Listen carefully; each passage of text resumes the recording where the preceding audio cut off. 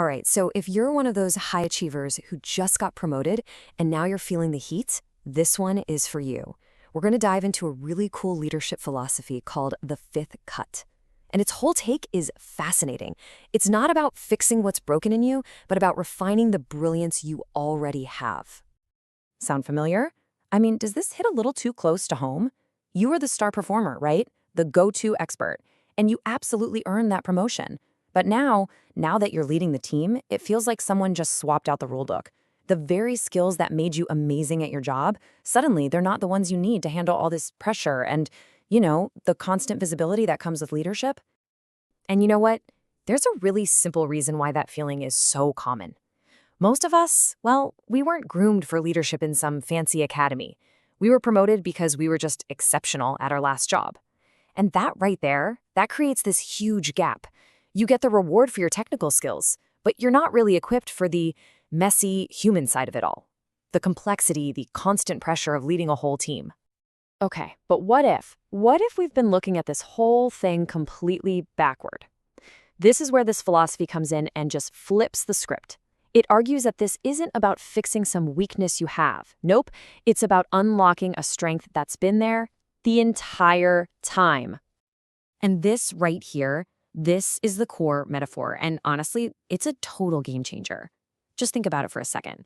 A diamond in the rough, it's not worthless, right? It's incredibly valuable right from the get-go.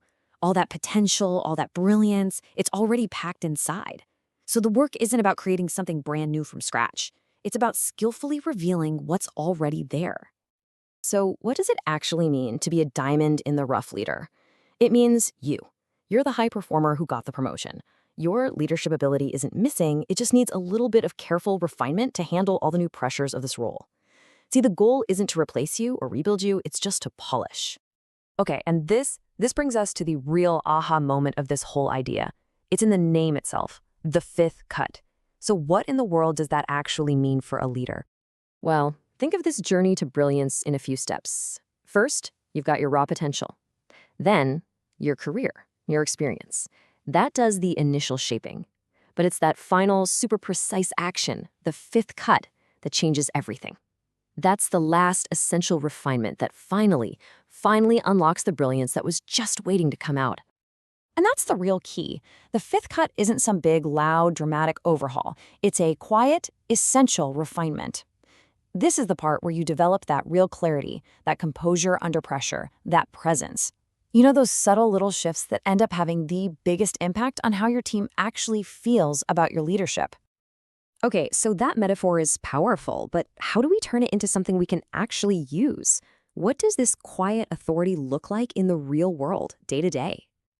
The whole focus here is on what actually works when things get tough.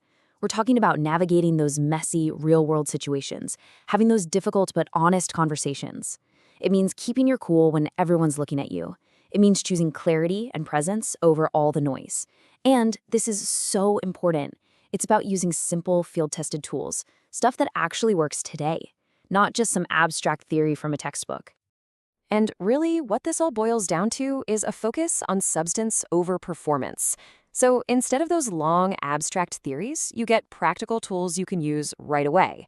Instead of generic, one-size-fits-all advice, you're looking at real guidance for honest-to-goodness situations. The whole idea is to champion clarity and presence, not that loud, showy kind of leadership. And it's all built on making steady progress, not on some quick fix that's just going to fade the second the pressure is on. So what does this all mean for you, right now in your role? It means it's time to shift your entire mindset. Get rid of "I need to be fixed" and replace it with "I need to be revealed." Listen, if you take away just one thing from all of this, let it be this. The value, the capability, the potential, it is already in you. You are not starting from scratch. You're not a blank slate. You are starting from a place of brilliance. It just needs to be revealed. And this quote just ties it all together perfectly. Leadership, like diamonds, shines brightest after the fifth cut. It's just such a powerful reminder, isn't it? That the best leadership isn't about some massive reinvention of who you are. It's about that final, intentional bit of polishing, that refinement that lets your real, authentic strengths shine through with total clarity and authority. So I'll leave you with this question to think about. What's the one quiet, essential refinement for you? What's that final cut in your own approach, your communication, or even just your mindset that's going to finally reveal the brilliant leader you already are?